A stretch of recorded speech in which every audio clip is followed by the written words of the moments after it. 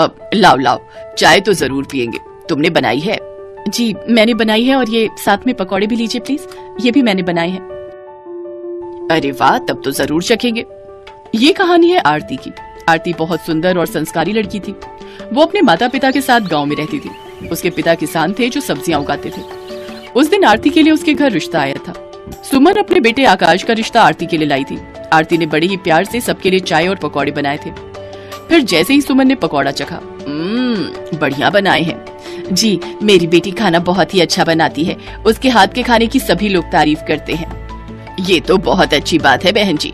अब तो आप झट मंगनी और पट ब्याह की तैयारी करो।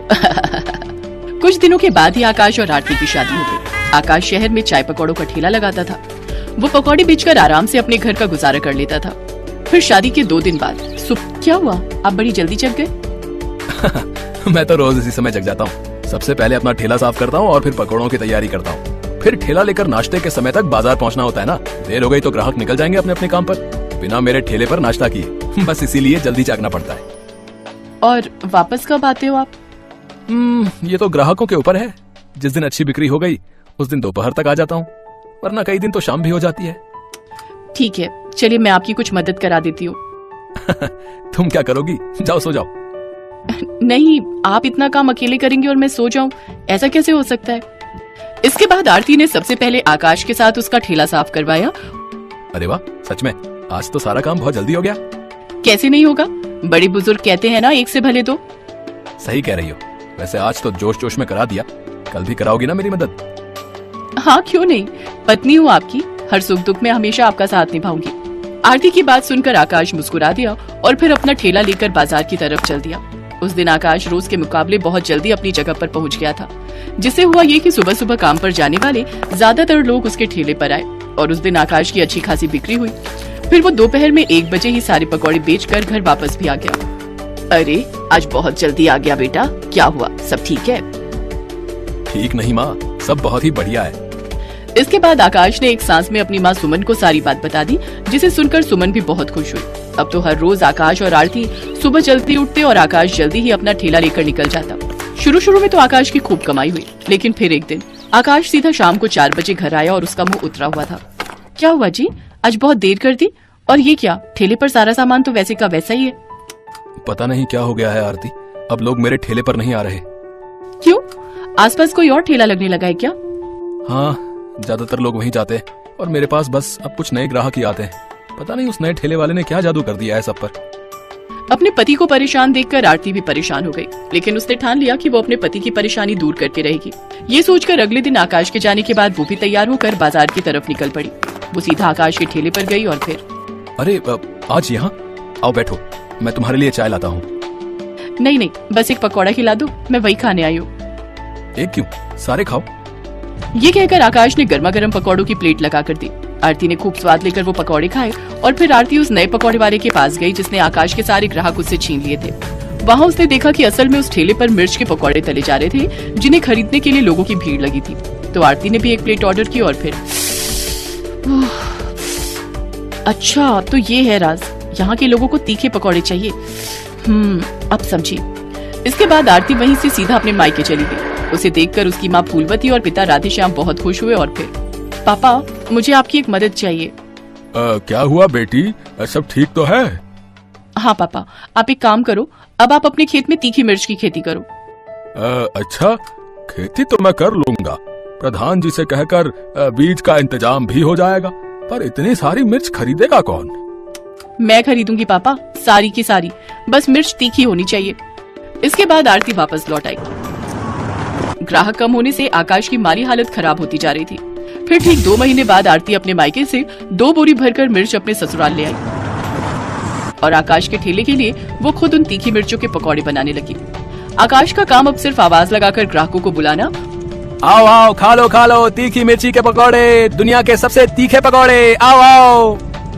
आकाश की आवाज सुनकर वाकई बहुत सारे ग्राहक उसके ठेले के पास जमा हो गए और फिर देखते ही देखते ठेले पर मौजूद सारे पकौड़े बिक गए। और फिर ठीक 1 साल बाद, आहा भाई, मजा आ जाता है यहाँ के पकौड़े खाकर, वाह वाह वाह, आहा। दुकान पर खड़ा हर ग्राहक यही बात कर रहा था और उधर काउंटर पर, अब तुम संभालो आरती, मैं जरा गांव जाकर मिर्च ले आता हूँ। हाँ, और सुनो, ये 25,000 रुपए लेते जाओ, पापा को दे देना 10 बोरे मिर्च के लिए। वैसे अपने पापा के लिए मुझे लूट तो नहीं रही हो तुम? हाँ, लूट रही हूँ, अब जाओ जल्दी। भगवान करे सबको ऐसी ही लुटेरी पत्नी मिले।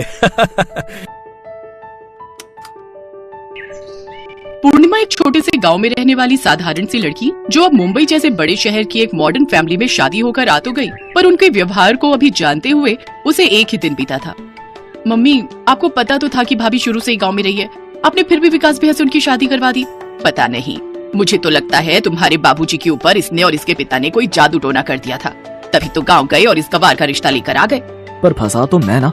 मेरे सब दोस्त कितना मुझ पर हंसेंगे कि मैंने शहर की मॉडर्न लड़कियां छोड़कर गांव की गवार से शादी कर ली।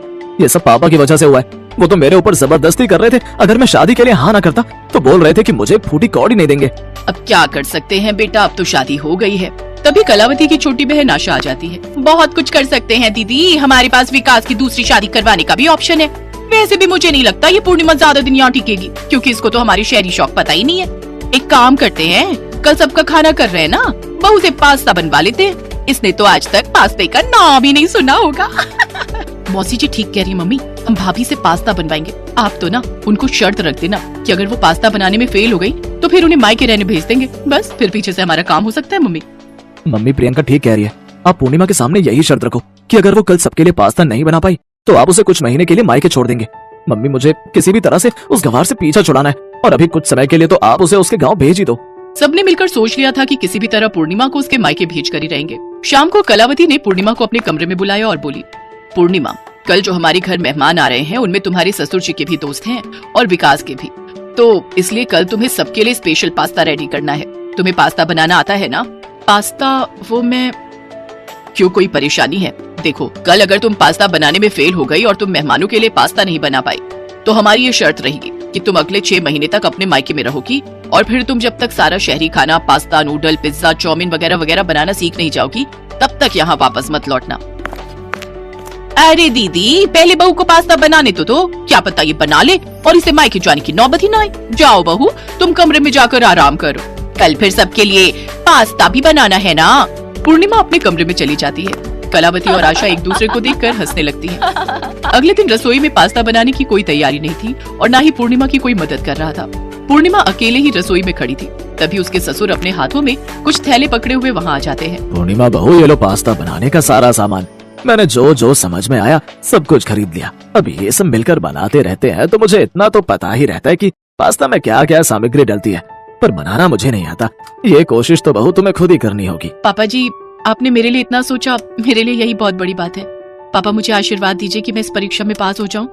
बिल्कुल बहू, मेरा आशीर्वाद तुम्हारे साथ है। तुम इस परीक्षा को जरूर पास करोगी।